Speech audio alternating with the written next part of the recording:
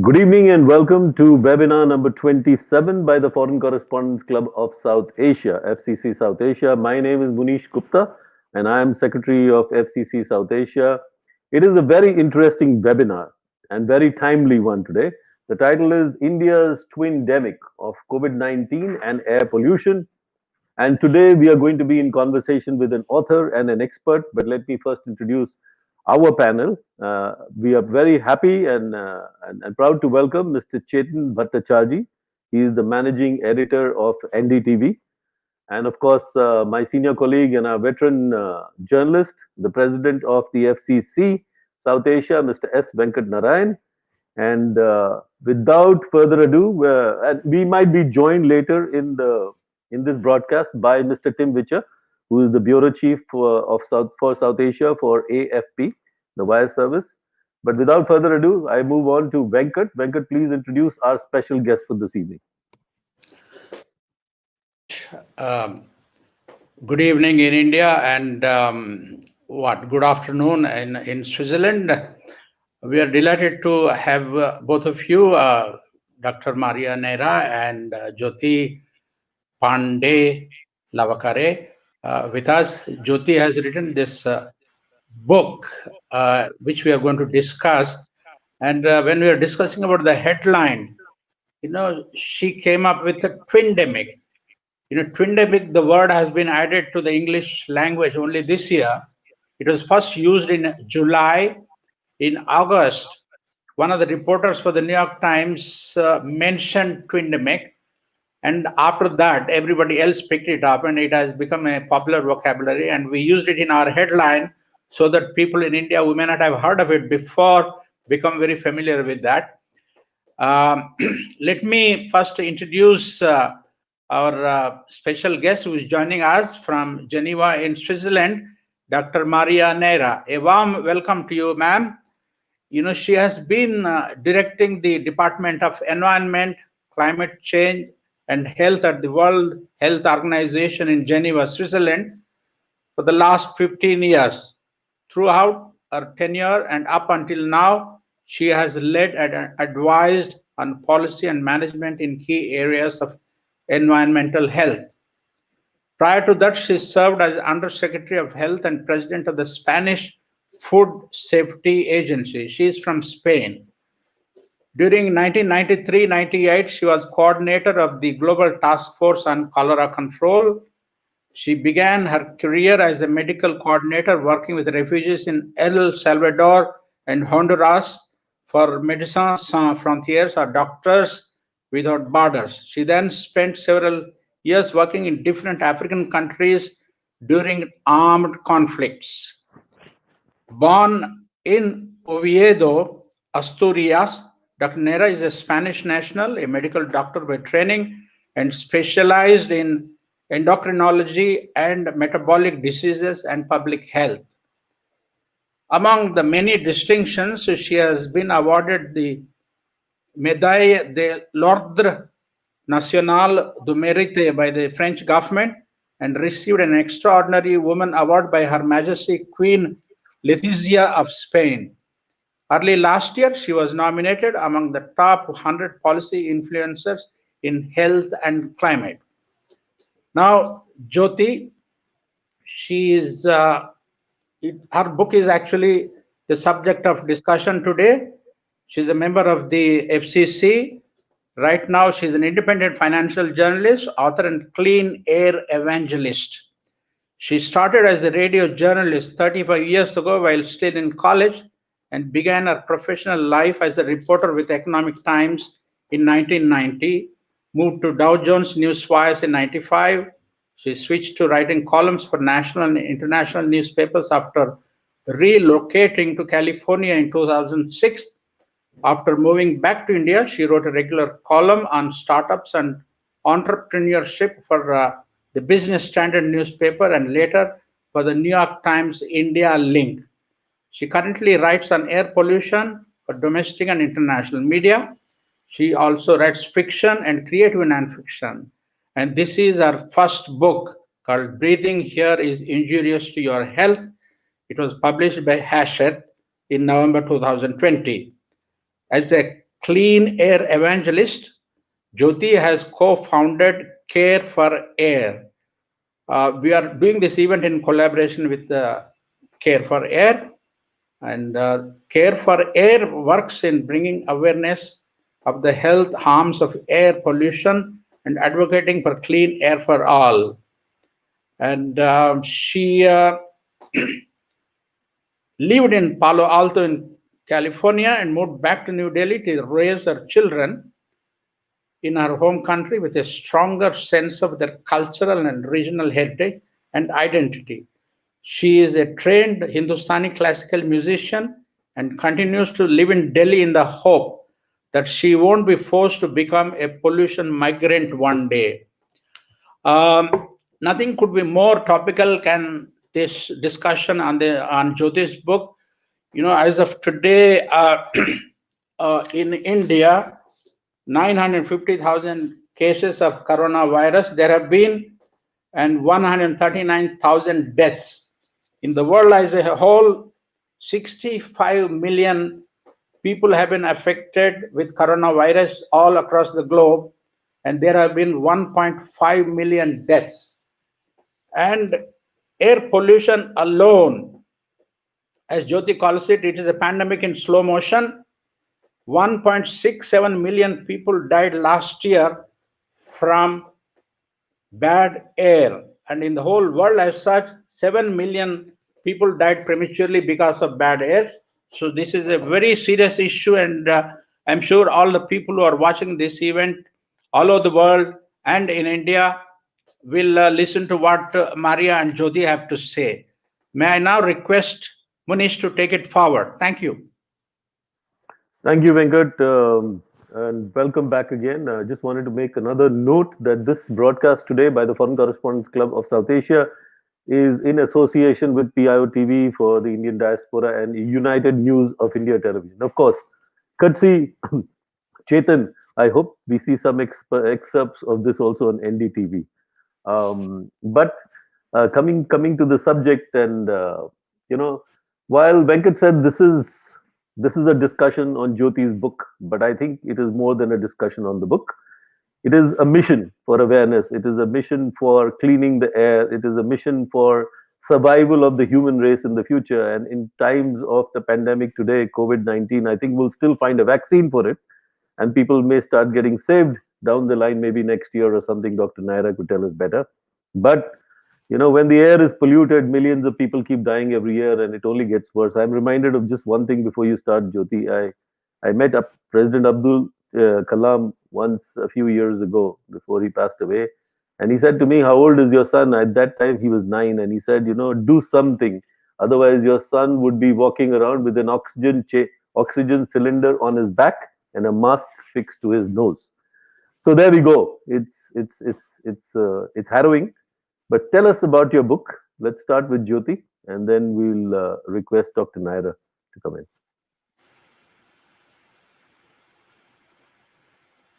Unmute yourself. Unmute.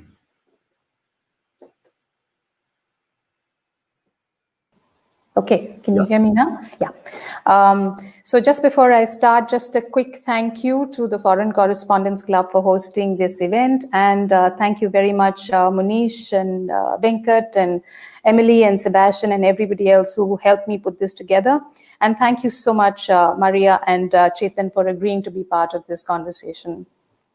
So people always ask me, why did you write this book? And the answer is really simple. I wrote it because I wanted people like me who are not experts to really understand the health harm that air pollution triggers in our bodies.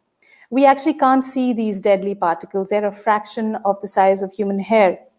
And I actually didn't know how lethal they were when I moved back to India from a brief stint in California where my husband's job had taken us. I was born and raised mainly in New Delhi, as were my children. And when we moved back, and it was an active decision to move back, we wanted the children to spend more time with their grandparents. We wanted them to understand their own culture, and we wanted them to know the identity of their homeland. And I also wanted them to adopt the best practices of the East and West. So when we came back, I was very happy to be back. And the first few years, I didn't really realize that the bright sunshine and the blue skies of my childhood, why I couldn't see them. And in my first or second winter back, I got an asthma attack. I noticed that people were constantly getting sick in the winters. And I started feeling that something was very wrong. But my friends who I'd grown up with here told me that I'm overreacting, and I have become paranoid after living in a foreign country, and I should just chill.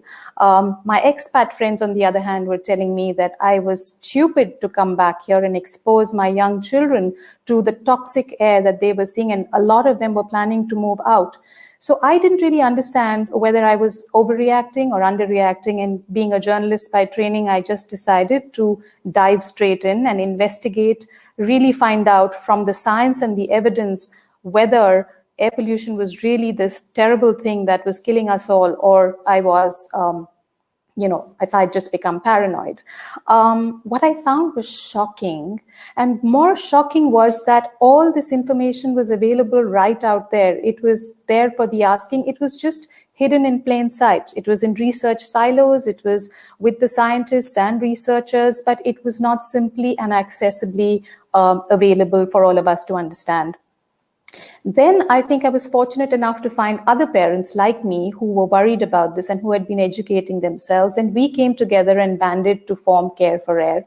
One of those people was a Supreme Court lawyer called Gopal Shankaranarayanan, who then petitioned to the Supreme Court on behalf of 3 toddlers and petitioned for their fundamental right to breathe clean air.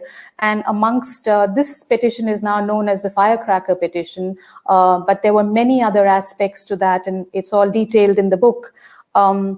However, although we had started going from school to school and hospital to hospital, and we were shocked to find that doctors themselves were very unaware of the lethal effects of air pollution, something happened to change things for me in a personal way. In 2017, in fact, on Diwali, the day that all firecrackers are up, are being lit, and it's a very big festival in India, I discovered, I got a phone call which informed me that my mother was suffering from stage 4 lung cancer. And, I had known all these years, it had been about 3 or 4 years by then that I'd been working in the area of air pollution, and I knew a lot of this intellectually. But that was the day I realized it's very different to know things in your head and then to know it in your heart. When you see somebody suffering, somebody who you love, that is also a kind of suffering. And I think to see somebody not being able to breathe, there are many kinds of cancers that you have palliative care for, you can give pain medication, but there's no palliative care for not being able to breathe.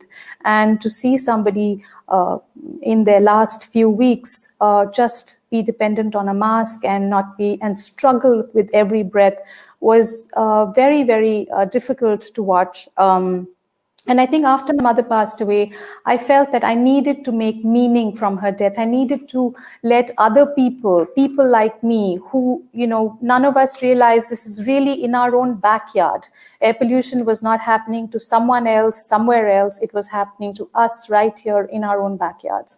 So I started writing this book really to help other people understand and to connect the dots very strongly between air pollution and all the diseases that, not just disease, disability and death that it causes, but the suffering of the people who go through this.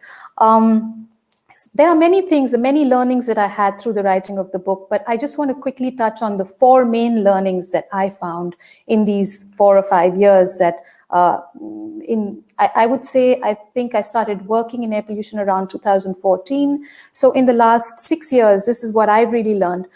1, that this is not just a Delhi problem. It's not even just a North India problem. In fact, last week, there is the most recent research that IIT Delhi and the Central Pollution Control Board have come out with, which shows that pollution in Western and Southern India is actually growing faster than pollution in Northern India. So it's an all India problem. It is an all-season problem. This is not just a winter problem. Yes, it is the highest in the winter, but it is definitely not. We are not living in, if you take the WHO recommended limits, we barely get a day of that. I think during lockdown is the only time we found that we were breathing air that is supposed to be breathed by human beings. Thirdly, air pollution does not just affect lungs or the respiratory system. It affects every organ of the human body, every single organ, because these particles are so tiny and so lethal. They are absorbed by our lungs, they go into our bloodstream and go to every organ of the human body, which means that it's not just your cardiovascular and respiratory system, diabetes, dementia, I mean, name it, and air pollution is affecting it. And lastly, to my horror, I found that air pollution is a social inequity. I mean, it is something that is caused, it affects all of us, yes, but I think it affects the poor much more because the rich are able to protect themselves through masks, through air purifiers, and through living in homes that have 4 walls, which can actually keep a lot of the pollution away from them.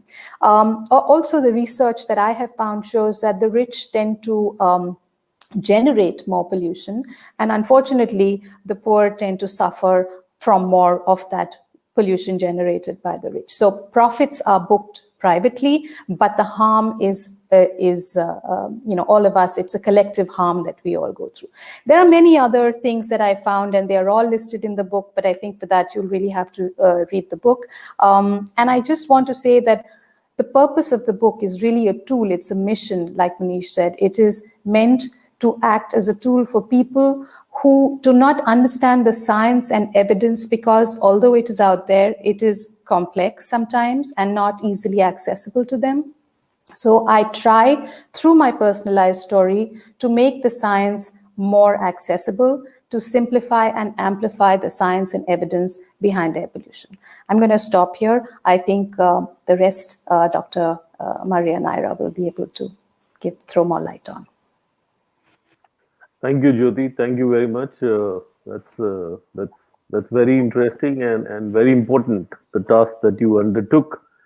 And we're very sorry about your loss. And but you've turned a challenge into you've turned an opportunity to sort of create awareness and advocacy around the subject in the world, and that's very important. And kudos to you. Let me ask Dr. Maria Neira to comment. Dr. Maria, you represent an organization which is in the news these days, every day, the WHO, and for all the wrong reasons. But here you are for the right reason today, as Director of Health, Environment and Climate Change. And I believe, and I've been speaking, Radha Venkat and I have been in many webinars that we've done. This is the 27th. I think at least 6, 7 of them have focused on the fact that, look, while we are suffering the pandemic, let's not just focus on the pandemic. Let's look at the bigger picture. And the bigger picture is, let's use this for climate change. Let's reverse the climate change. Let's find ways to focus to deal with that. So please share with us your thoughts on the book and this larger issue of air pollution, and some scientific, bullet points that you can drive home to the media, our community, and to the general public on what can and should be done. Please. Thank you, Dr. Gupta and Jyoti, if I can call you like that. And thanks for this opportunity, because clearly this is a cause that we all need to fight for it. And if not, which ones? I mean, we are talking about a risk factor that is responsible for 7, and I will repeat, 7 million premature deaths every year. So it's really a number that is so big, is so dramatic that probably we are almost learning how to cope with and accept it, because otherwise I can't understand the reasons why we are not taking more action. So for the last years in WHO, we have been dedicating and concentrating most of our activity and work to demonstrate first putting all the evidence to demonstrate that the air pollution was becoming one of the biggest, if not the biggest public health issue we are confronting. the fact that the air pollution is the result of the way we produce, we consume, we commute, we use our resources, we recycle or not, and therefore something needs to change on the holistic way on our model as a society. Then we saw that we were all affected by this infectious virus, which is a respiratory one. And then we saw that, in fact, most of the actions that we needed as well to protect ourselves as a society, to make ourselves less vulnerable to the next crisis, which, by the way, will be an environmental crisis, and is already there, is climate change, and again, air pollution. All of those measures were very much connected. We need to repair our relationship with nature, our relationship with the ecosystems, the way we do our agricultural practices, the sources of energy we are using, and how we need to stop polluting everything we touch. And therefore, when I saw the title of the book, and the title is "Breathing Here is Injurious to Your Health," I thought, here is again another good advocate to help us on making sure that we raise awareness about this.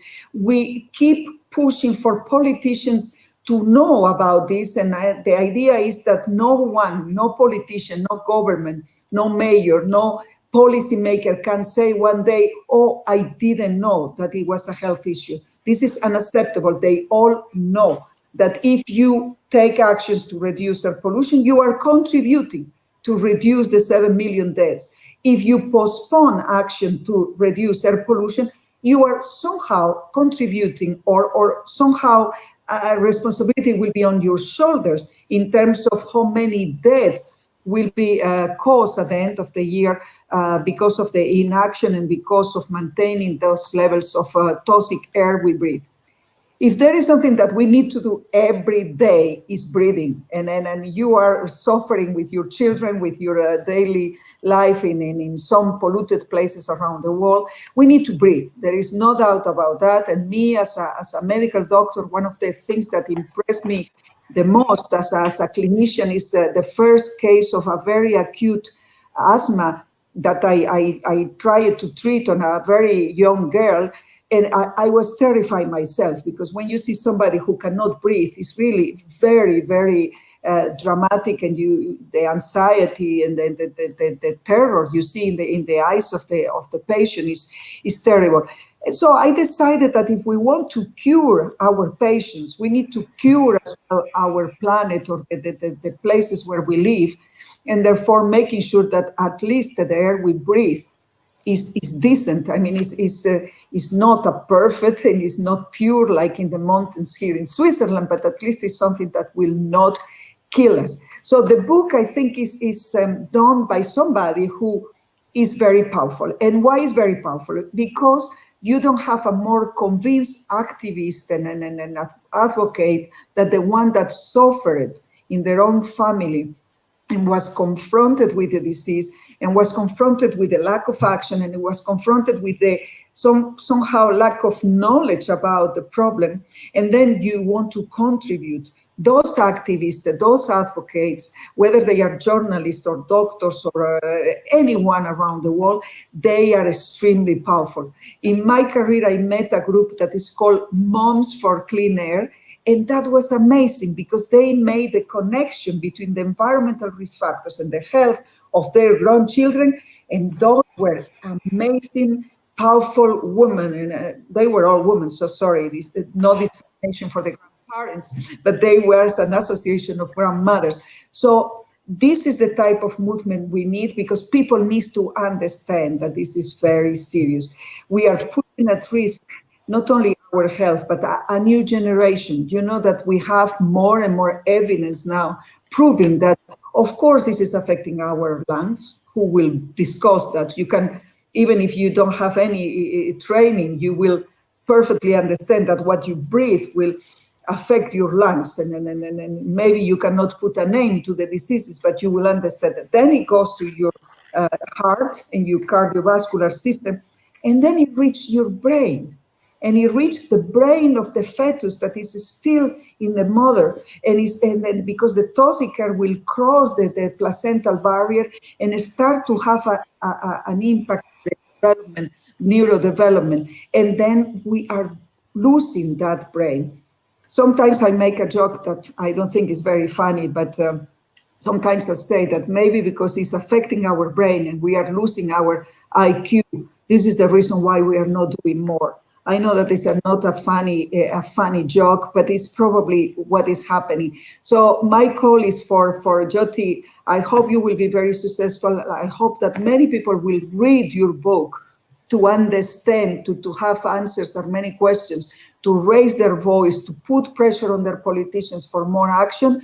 And I hope as well that we will be able to recover from COVID-19, understanding how much the two things are related and how much we tackle the causes of climate change and air pollution. We stop burning fossil fuels, and this will have an incredible effect on reducing the mortality caused by air pollution and the horrible diseases associated, and contributing as well to a good economic development, which is fundamental. I like very much the way you finish your book, saying that I want to fight, and this is exactly the point. There are opportunities. I think India can be one country that, because of the experience, you will be very creative in proposing solutions. You have some solutions that have already been proposed and are. It's just raising the level of ambition and the scaling up action and the commitment, and hopefully India will give us good news and change completely the pictures we used to see from New Delhi or other places in India. I'm really hoping that one day we will see blue sky in Delhi and many places around India, and it will be your effort and contribution of people like you, Jyoti, through your book, and those of you who are organizing this webinar today. You have a lot as well, and you are contributing immensely. So thanks for your work globally, because what you are doing there, it contributes enormously to our cause globally, and I hope that we will be able to breathe clean air soon. Thank you very much. Thank you, Dr. Neira. That was incredible. I want to welcome our colleague, Mr. TimWitcher. I made a mention of that earlier. TimWitcher has joined us. He is the Bureau Chief in South Asia for AFP. Thank you, Tim, for joining us. Before I move to Chetan, because Chetan is very knowledgeable as a journalist on the subject, and I want him to start an interaction with the two of you. But I have some, very simple question to ask. And, this is because we're going through this pandemic right now and everything's about COVID. We can't move, you can't do anything. Everything is scary. But to Dr. Neira, particularly because you're WHO and people will listen to you, COVID-19 is scary because you can just die suddenly if you contract the illness, and if your body is susceptible and you don't have all the immunity, you just die in a couple of days, or maybe a week or whatever. But if there was no pollution, or if there was less pollution, would COVID-19 be as big a calamity, a catastrophe as it is right now? And two, isn't air pollution making it worse for COVID-19? Just those two simple questions. Simple, but very, very critical. One is air pollution is already a catastrophe in terms of health, because it's already killing 7 million. So whatever we need to do to tackle the causes of air pollution has to be done right now and without any excuses, whether it's linked to COVID-19 or not, because 7 million deaths are a very good cause to start to do more. Second, if you are living in a place where the air you breathe is polluted, is toxic, and therefore you are exposed permanently, definitely your lungs will be much more susceptible to any other respiratory disease. And COVID-19 is a respiratory disease. So it will find lungs that will be more susceptible to the disease that this virus will cause. Second, air pollution will be causing the underlying conditions chronic pulmonary obstructive OCPDs. You will have asthma. You will have respiratory conditions, chronic respiratory conditions, that will perfectly create the underlying conditions that will facilitate the severity of the COVID-19. And third, definitely there are more and more studies now proving that might not be a coincidence that the places where the virus was hitting the most were those places where the levels of air pollution were very high.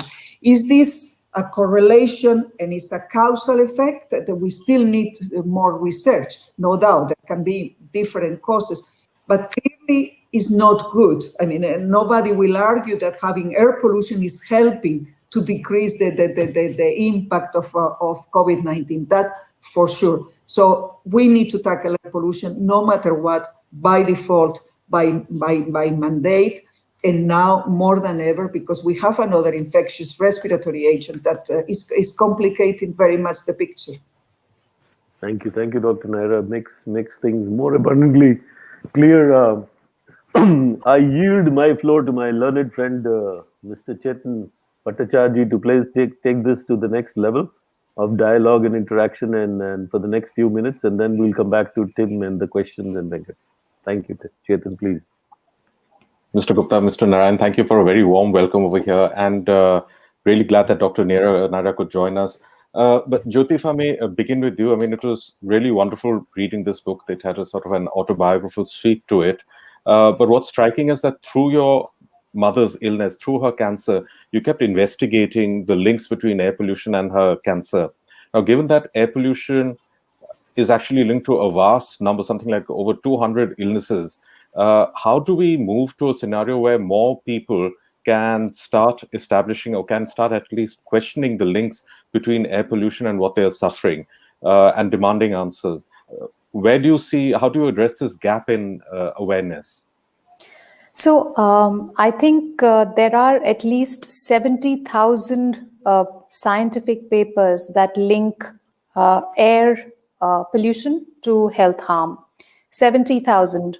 And the problem is, I think they are all sitting in silos where experts are not, experts know about it. They talk to each other about it. It's like they're in an echo chamber, but people who are actually suffering and affected by that kind of pollution don't really know what is it that's affecting them, what's killing them. Even today, in my own family, there are deniers who will say, no, this could have happened at any point. So I think to be able to, again, simplify and amplify the science in a way that people can understand and relate to and engage with. So I actually honestly very strongly feel that this needs to be in our literature, in our art. There was an exhibition called Breathless that was held last year, I think, which had images of people suffering from air pollution from different parts of the country. I've seen art pieces, I've seen sculptures, I have seen paintings. There was this installation by a Spanish artist, actually, again in 2017, I think, which had a fan with some cloth outside of it, and it was just installed in Delhi, and over time that cloth became filthy, and that was just showing that our lungs are acting as those filters. So I actually really believe this discourse and this conversation needs to go out there in every single facet of our life. That's the only way we will be able to get people to become aware of something that's literally in their own backyards, in their own faces. Breathing is an involuntary activity, and we just need people to know that every breath that they're taking is actually injurious to their health. True. And in fact, the reminder of that came today with the Lancet Countdown report, which has been getting some publicity today. What that shows is that India suffered about almost 100,000 deaths because of coal combustion, and this was in 2018. Now, there are a number of statistics, and I addressed this to Dr. Neira. There are a number of statistics which come out every now and then, which just drive home the point on how deadly air pollution is. But yet we see, some kind of a policy paralysis, a freeze, that, one step forward, two steps back. And we see this very prominently in India, where now for about 5-6 years, there's been this tremendous awareness about farm fires up north in 2 northern states, but nothing seems to get done. This year, the fires were a lot more. So what is the way around this, to link the science and have some kind of effective policy come out of it?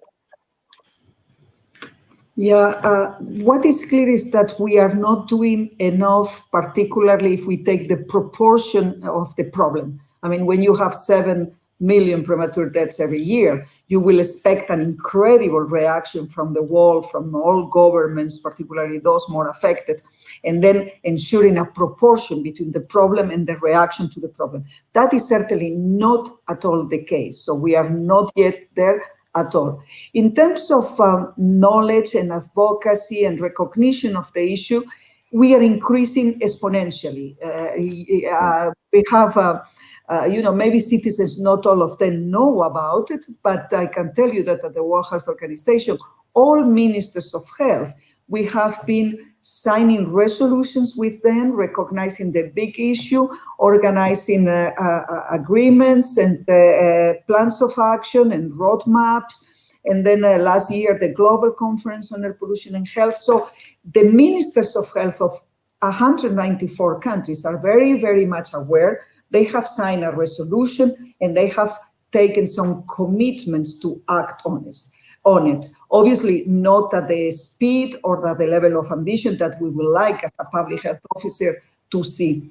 Now, why this problem, which is so big and so dramatic and causing such an incredible cost to our society, not only the 7 million deaths, but when you look at the cost of the treatment of those patients, which are chronic patients. So even if you put it on numbers on how this affects your economy, this is incredible. The number is huge, and there is a kind of blindness approach to this because the world is still dedicating, just to give you an example, the world is still dedicating 400 billions to pay subsidies to fossil fuels without including into that cost the externalities caused by those fossil fuels, because the combustion of those fossil fuels will cost to the health system 5 trillion.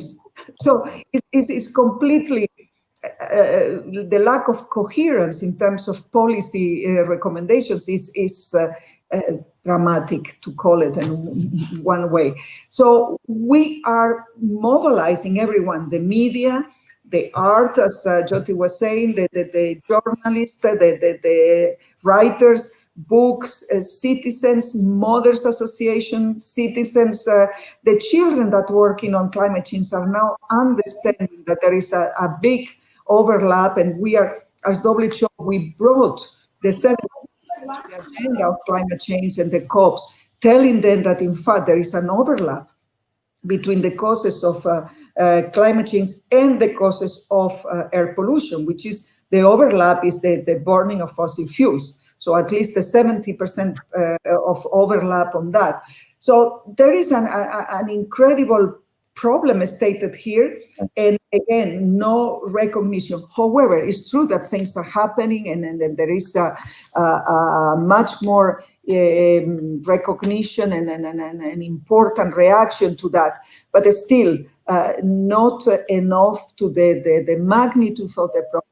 And now, if we don't see it now in the coincidence with the COVID-19, I don't know when, because now will be the opportunity to recover, doing it on a very healthy and green way, and economically very, very sensible.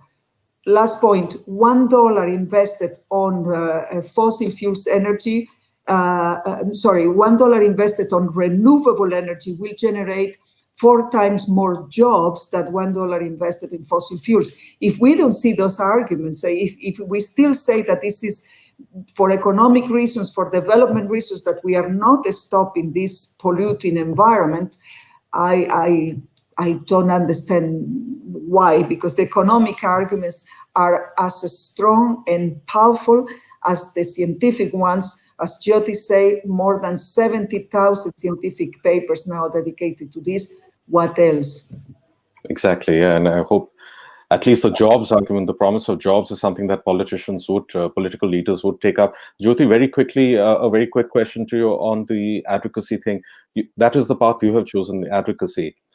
You have had a couple of pet peeves. The myth busting has been one of your core areas of focus, as well as smog towers. How's the advocacy route worked out over there?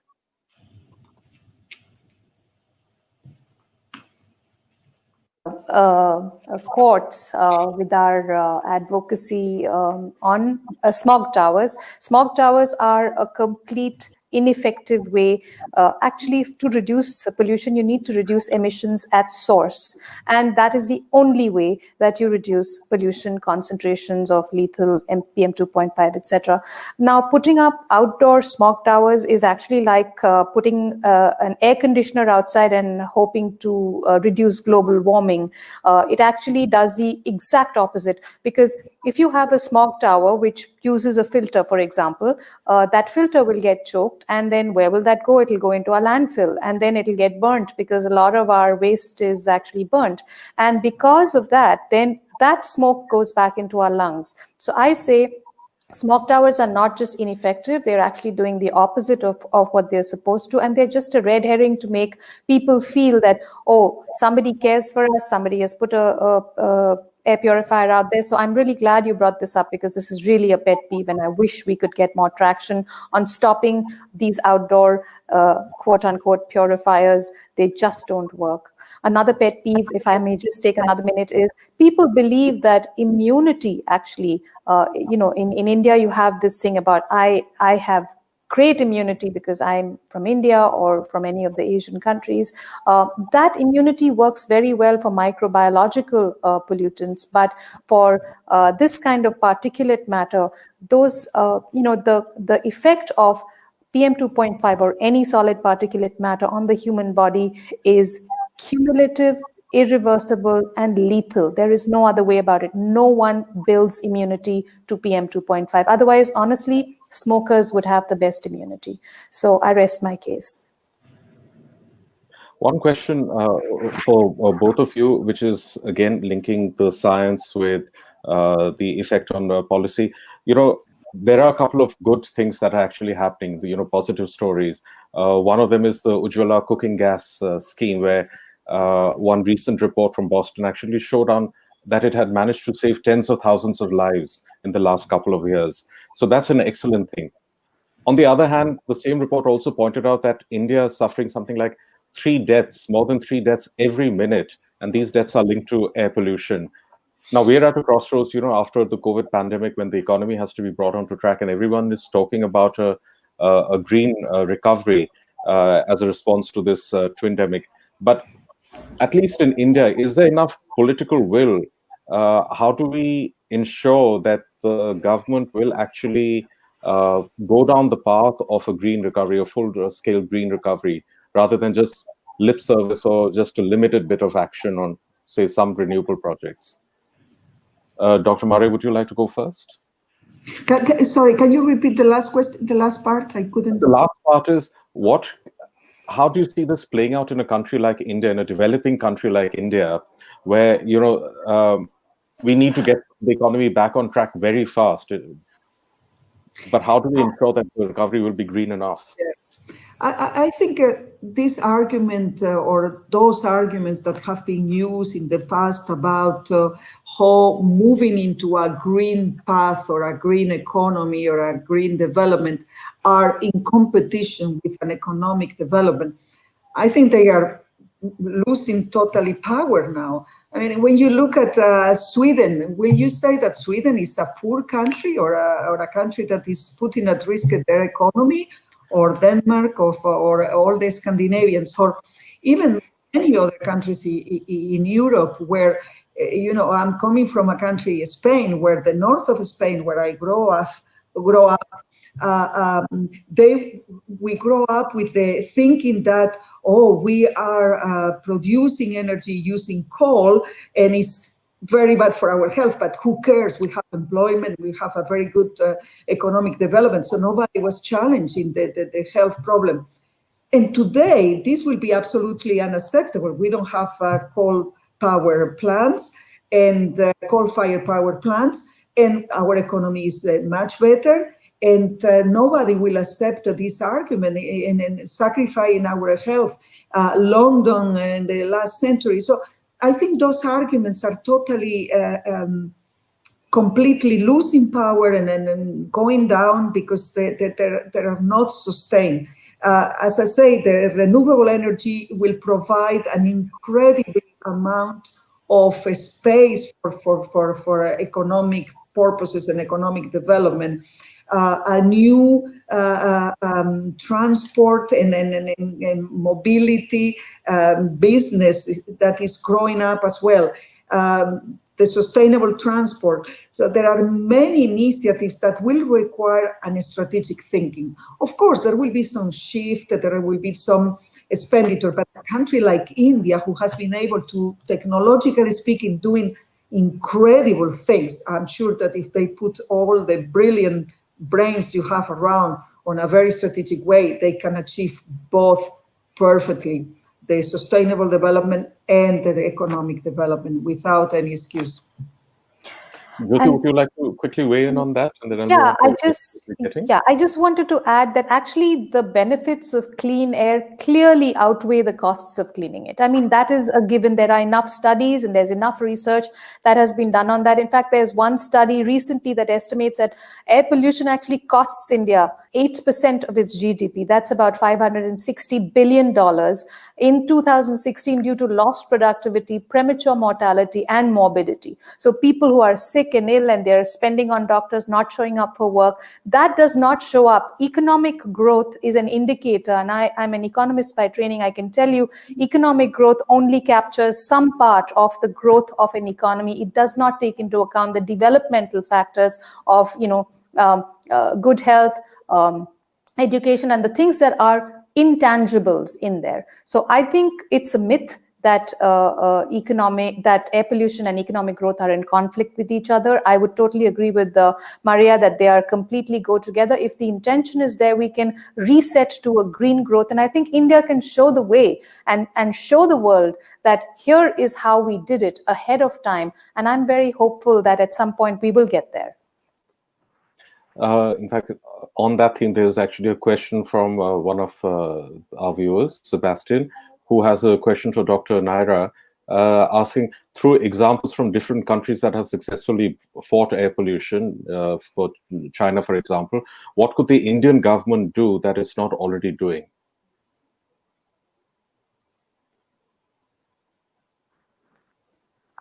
Unmute yourself, Dr. Neira. I think a mic is on. Apologies. I was saying that there are many samples at the moment around the world, not maybe just giving the name of the countries, but saying different ad hoc initiatives that are taking place. And I think India, for instance, on LPG, they are doing very well in making sure that they address this important issue of household air pollution. And that's not a small part of the problem. Then you have other countries. China, to our surprise, well, not a surprise, but a happiness, I would say, they have just committed that they will become carbon neutral in 2040, I think. Of course, this needs to be now verified and implemented and scrutinized and whatever, but I think they realize that this is very strategic. You have the sample, obviously, of all the European countries where the cities are suffering a transformation. I mean, the urban planning is changing, and they are accelerating the transition to the renewable energy. Spain has just made an agreement for moving to 100% renewable energy in 15 years. So we have different depending on the country. But I think what is clear is that we need to at least not stop paying subsidies to fossil fuels, stop investing on fossils of the past, I mean, on coal power plants, for instance. That will be totally absurd at the times we live to again, keep investing on that. We need to look at our automobile industry and ask to provide us very innovative solutions. And we need to look at energy efficiency. We need to work with urban planners for them to have our buildings much more energy efficient. There are plenty of movements around the world that are providing incredible solutions, even on the waste management that in many countries, and I think is the case of India as well. Waste management by incineration is still an issue, so there are very innovative solutions that will generate jobs as well. So I cannot give you the sample of one country that has been perfect. Well, maybe the Scandinavians, they are always the sample on almost everything, but countries that are confronting serious difficulties and challenges like South Korea, and they are sharing those experiences with others, and there are very good solutions to propose, understanding as well that there will be a reluctance in some economic sectors, and of course the fossil fuels will still oppose. Ironically, the Emirates, who are one of those countries that are the most important producers of fossil fuels, they are investing a lot on renewable energy. So I think that gives you as well an idea or a signal where the business is moving from or towards. Munish, would you like to take it from here? Yeah. Thank you, Chetan, and thank you for bringing us to this. Listen, I have a view on this, and I've been sort of waiting to say this. I mean, there are two issues. We are dealing with sociological issues here that you've just touched upon. Aspirational population of new emerging economies have their own way of thinking, and you alluded to that earlier, And then there is people versus government versus civil society versus scientists versus literate people, and so many other complications. But this COVID and many other things in the past have taught us that unless you bring people, unless you bring societies face to face with the ghastly consequences of what it means for society and propose distinct solutions, you can't bring a change. Advocacy, no advocacy, I don't care. So in a country like India, I think a few things, because Sebastian asked this question and I was just wondering about it. I look to solutions, and I think science, technology, innovation, India is good enough. Many countries are good enough to propose many things like electric vehicles. India now has a policy on electric vehicles. I think that needs to move fast. The second thing is focus on renewable energy. I think International Solar Alliance, the one that many countries are championing today to move towards renewable energy, and you said that. $1 spent on renewable energy will create more jobs than $1 spent on fossil fuels. So I think solutions like those need to be pushed forward. But that's my opinion. I feel that we need to do advocacy, awareness generation with a very efficacious method of producing a change. We can keep talking about changes, but unless they happen on the ground and we can induce them to happen, we can talk about it for a long time. But let me come to Tim. Tim, I'm sure you've been listening intently and you have a comment and a question.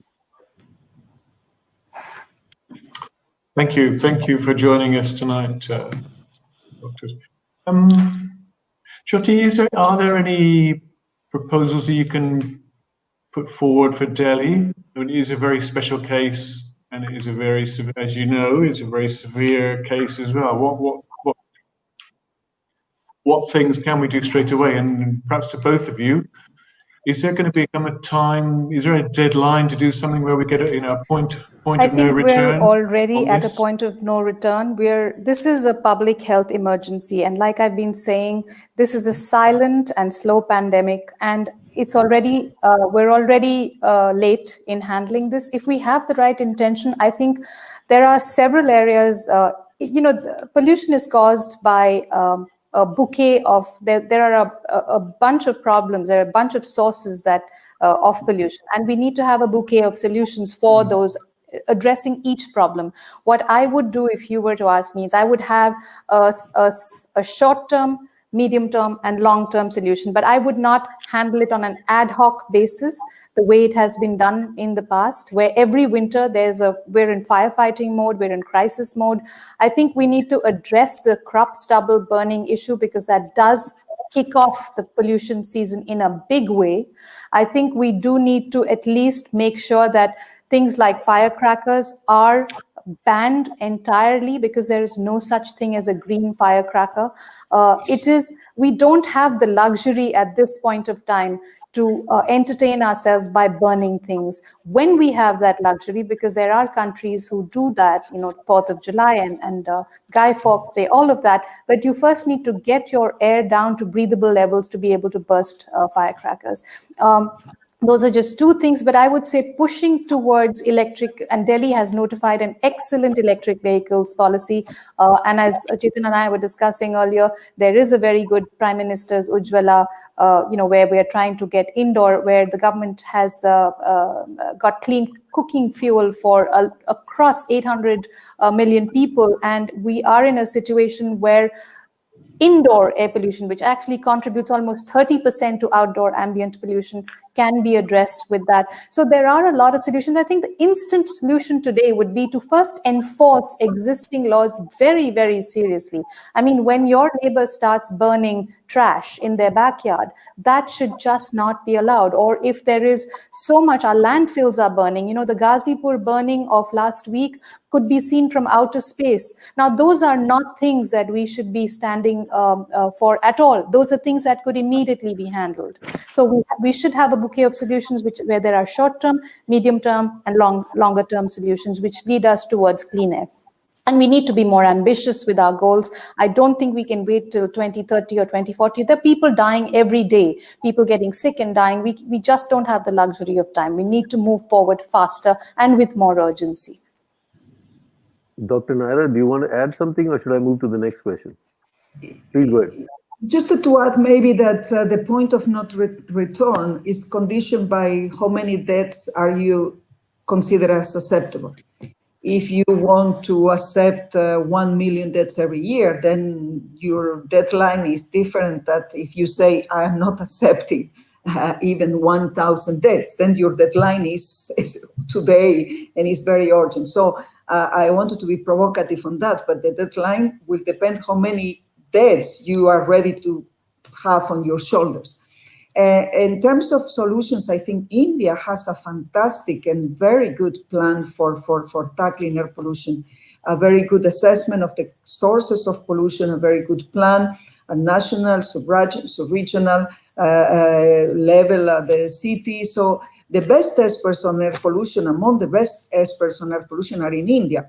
So I think it will require a kind of desire and political commitment and vision to understand that this is a critical moment, and the recovery of COVID-19 linked to the commitments of the Climate Change Paris Treaty can be the perfect synchrony now to make sure that we address the causes of climate change, address the causes of air pollution, produce a sustainable economy, and protect people's health. I think there are only winning outcomes from that approach. Thank you. Yes, and I would add one more thing to it, is that if the amount of money India could save from healthcare, the amount of money we have to spend on healthcare, all these people getting cancer, their treatment, dying without healthcare, could be another great contribution we could make towards controlling. There's a question from Emily Schmall. She's our colleague on the managing committee of the FCC, and she works for the New York Times. And she said, for example, right now, North India is polluted with farm fires. And one solution the government has proposed is to collect the crop stubbles for biomass fuel. Isn't this also going to pollute? So should I take that? Yeah, go ahead. So yes, it depends on the technology that you're using to create. So there are waste to energy plants in Delhi which are actually creating more pollution than energy.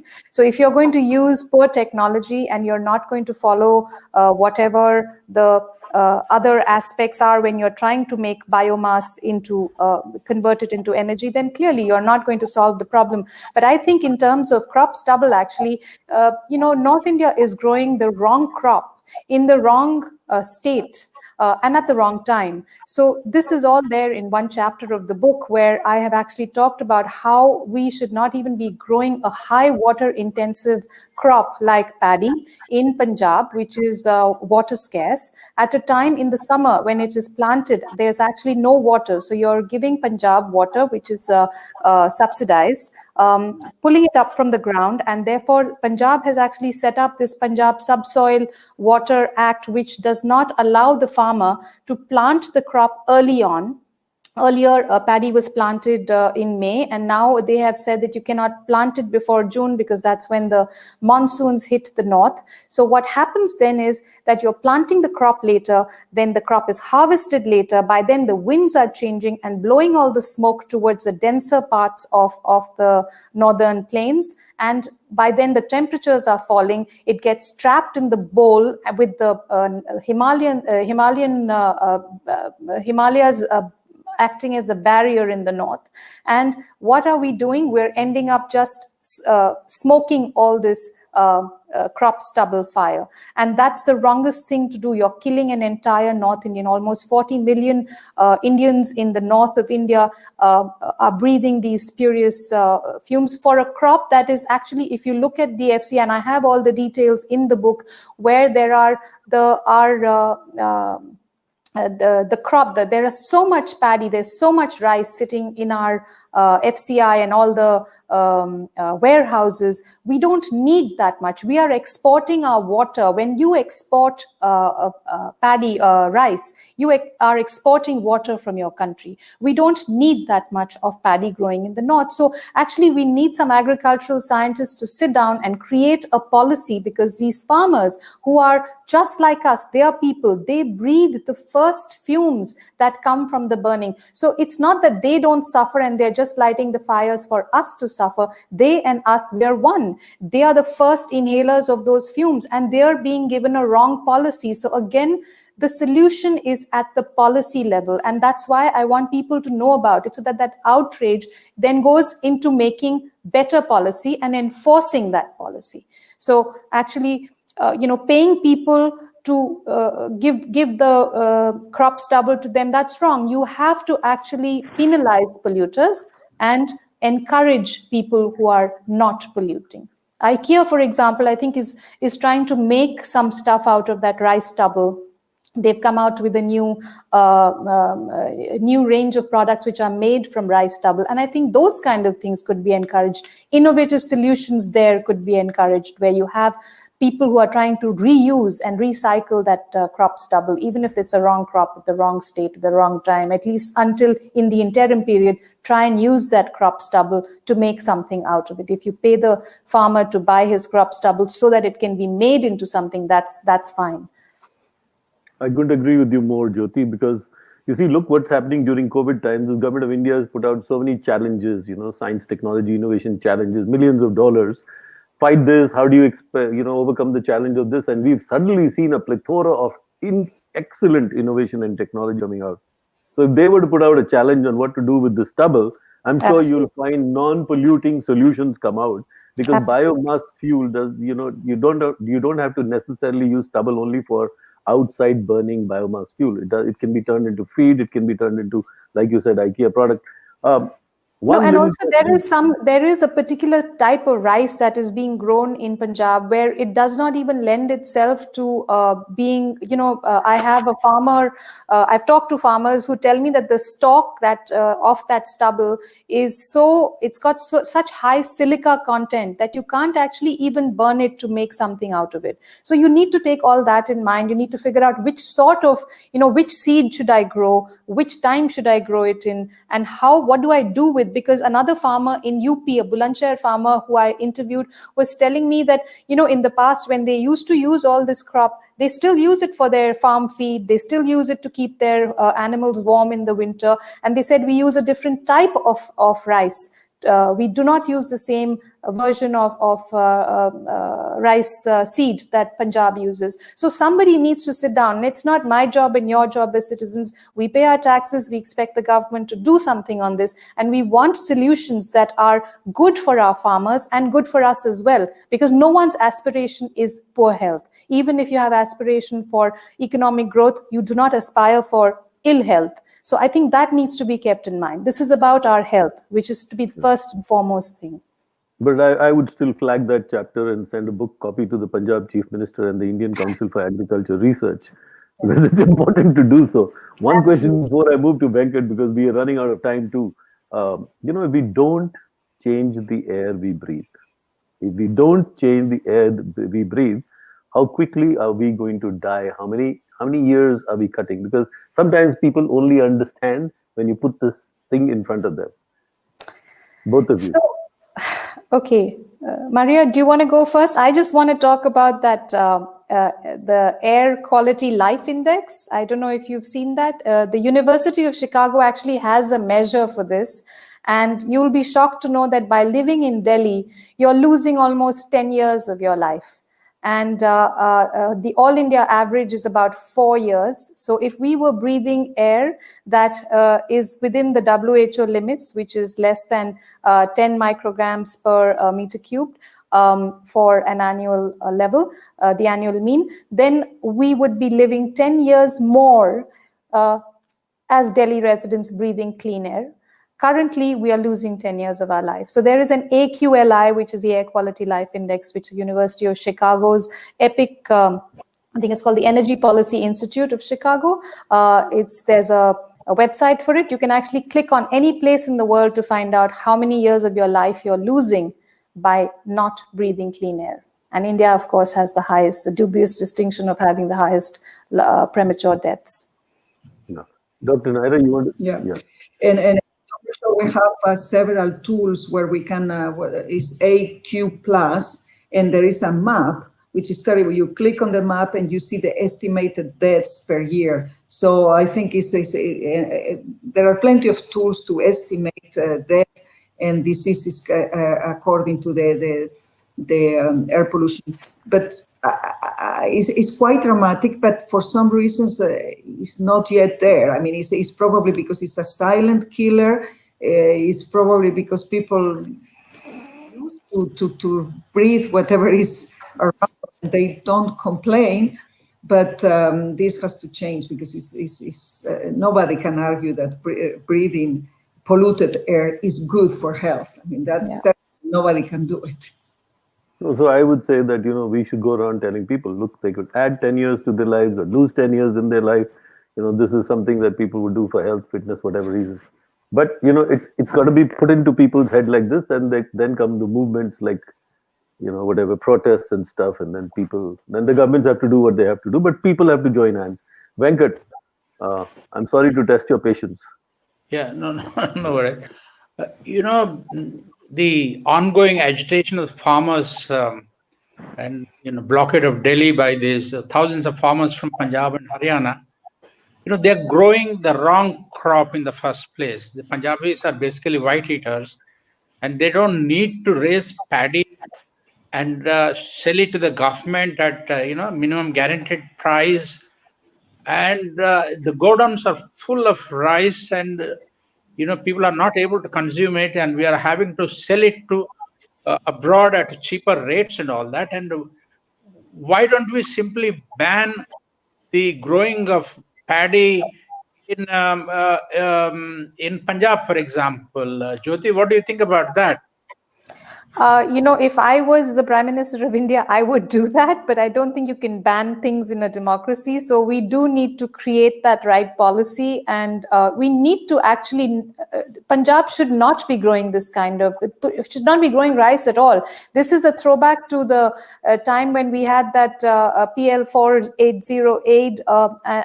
Again, it's all there in the book. I don't want to take up the time of the panel out here, but it is there. It was needed at a particular point of time. Its need is over. Punjab needs to go back to the ancient grains that it was growing, jawar, bajra, ragi. They are highly dense nutrient crops, and we are an anemic nation. We need to grow those kind of crops, which will also help our air and also help nutrition. India has a lot of malnutrition and that's exactly what we were growing earlier. And we've switched to this for a temporary because there was a famine. It's over. We have enough crop. We have enough rice. Our godowns are bursting with rice, like you pointed out. We don't need to grow this rice, and we do not need to export it to other countries. There is absolutely, I think there is a whole story in here that needs to be done on why this is continuing in this fashion. I think you should humbly present your book also to the Niti Aayog, Jyoti. I mean, you're connected. You're a seasoned journalist. People respect you. Niti Aayog should be reading the book and making amends in policies. It's very, very I important. wish, I would urge all of you to help me in this, because we're all in it together. We've all got lungs, we've all got little children, we've all got parents. So it's up to you. I mean, I'm a writer, I've done my job in writing the book, and I would really humbly request you all to actually take it forward from here. Munish, you know everybody. I'm sure Tim does, Maria, Chetan, Venkat, all of you. I would really give it to you. It's a tool that has been created to actually take this forward. We love that, and thank you for all the attention and focus on this subject. I would ask you and Dr. Neira for any other comment that we might have missed out, or anything that you want to bring and focus before we close. Dr. Neira? Well, again, this is a global issue. This is, even if it's a silent killer, we need to make it very visible, and books like the one we are presenting here today will help us to make it very visible.